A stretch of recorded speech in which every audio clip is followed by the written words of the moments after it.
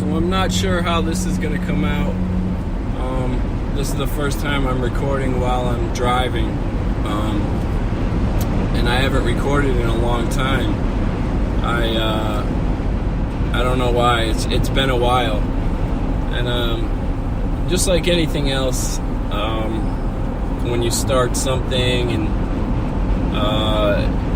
you don't know why you're starting it and you don't get a ton of feedback or anything, then sometimes you lose momentum. And I think when I started this, posting these podcast recordings, for me, because I wasn't seeing a therapist or a counselor much at all, I see somebody once a month, very briefly, but other than that, I didn't have a lot of people I felt like I had so much to say, so much to talk about, and I didn't have many people, many dedicated listeners, really, and I just wanted to talk, like uninterrupted, just get it off my chest, and this has been a really helpful way to do that, and I think some people have listened, and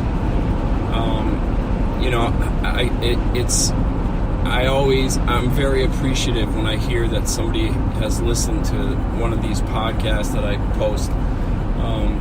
And I haven't been on in a long time. And today, an old friend, this younger guy that I worked with years ago, his name's Pat, and he was good friends with another kid I became really close with. This kid, Curtis. And he messaged me today out of nowhere and said, he said some really nice things, just wondering how I was doing, and he had told me that he had listened to some of my podcasts, and that meant a lot to me. It really did. I was never very close to this young guy, but I consider him a friend, and I think it's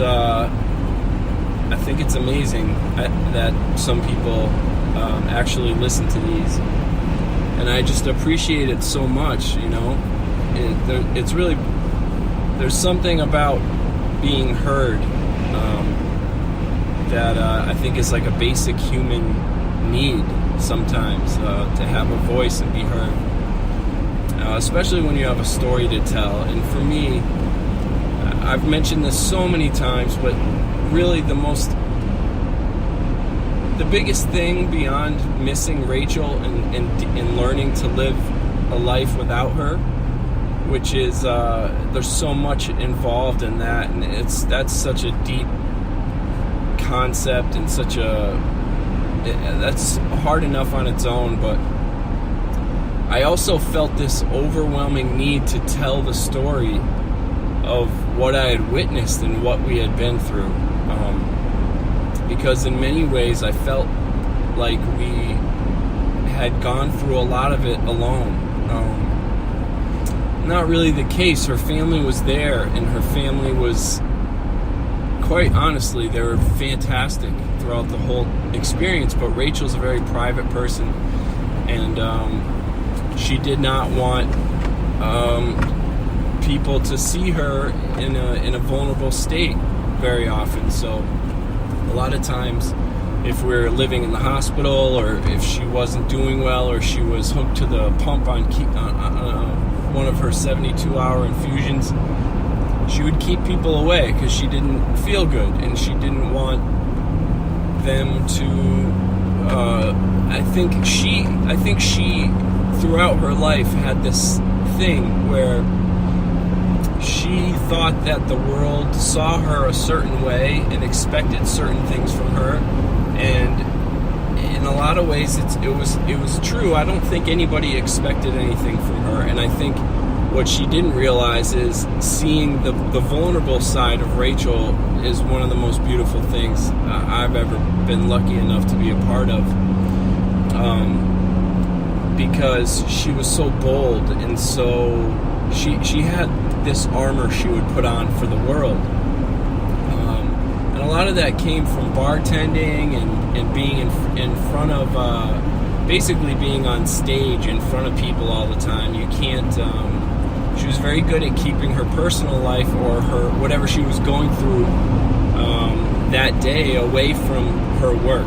And she would put this, put this armor on and become what she thought people wanted her to be. And in many ways that was her. She wasn't pretending to be something. She just, she did not share her vulnerable side. And I think she was smart in a lot of ways to not share that with people, especially at work. But even some of her family members, she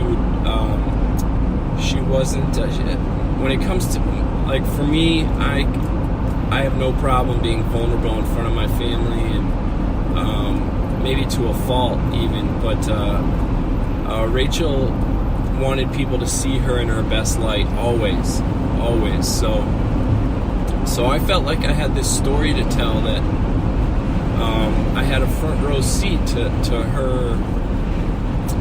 her journey through cancer, and the way she dealt with it all, and the way she, the experience of being told you're going to die, and what it was like for me, having her be the only light in my life. And throughout the years I had learned just how much I love her and how much I needed her in my life. As we got older and matured, it really hit home for me, especially after we got engaged. Because years before that, we went through a period where we parted ways briefly for a period of months, and I had time to really reflect and evaluate the ways that I had failed to be the guy she needed to be. And I've told that story before, so I'm not going to go into detail with that, but being told that that person in your life is going to die in no uncertainty, having every professional opinion, every doctor say the same thing, that there's really nothing they can do except to make her feel comfortable. It does something. It does something profound to a person, and certainly to a relationship. It can, I think, it can make or break a relationship. Going through what she went through and watching her go through that and being with her, and for 15 months after we were told that it has a way, the situation strips away all the things, all the petty things that might exist in a relationship or even in your life, and it reveals the things that are truly important. And within that 15 months, we were very present in that place, and in so many ways it was incredible. It was a beautiful experience, and and so I wanted to tell that story, and I feel like I have told it. I really do, but I don't know, I just feel like I wanted to jump on and say hello. I'm pulling up at work, so I gotta go. I will record again later. Thank you. Bye, guys.